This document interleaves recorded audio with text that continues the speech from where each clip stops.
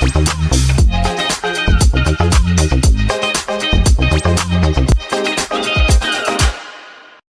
going to go over more flossing techniques for you. So today we're going to work on an ankle flossing technique. So we're going to have Ashley go ahead and lay down with your head at this end actually.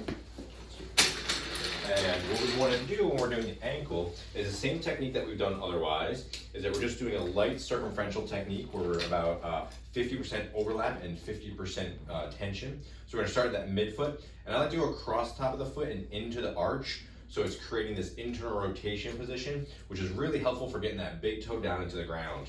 And depending on what we're focusing on, depends on where we put that tension. So if she had sprained her ankle and was having some lateral swelling in the ankle, we want to make sure that that's where the compression is.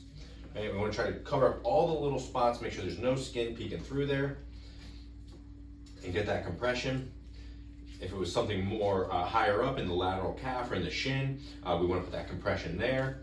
And we just kind of keep wrapping them around until we get all the band filled out, and then we will tuck it in to keep it safe and secure while she starts doing her mobility work. Now, the mobility work is anything that gets that tissue moving, right? So we have that secured, and she's gonna start pumping that ankle up and down first, right? And it's gonna be stiff at first, but it'll start to loosen up, and then she's gonna start doing circles with that ankle. If it feels like it's stiff and I wanna help her get through that motion, I can certainly facilitate some of that and get her into that deeper motion there. And what we like to do is about a minute's worth of just active motion where she's helping me with it. And then we like to do about a minute's worth of some weight bearing exercises. So for that, we can have her stand up and do little mini squats, little lunges into that ankle, but just kind of getting some motion through that ankle and challenging that for about a minute.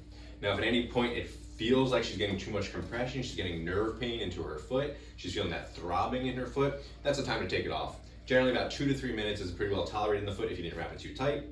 And then when we come back, we'll just take it off and she will be moving freely with less swelling and more freedom of motion. And then we go right into our exercises and start using that motion so that ankle stays improved. There's also a great technique that you can teach that a client can do it for themselves or have a friend do it for them so they can manage swelling and get better tissue mobility throughout that ankle.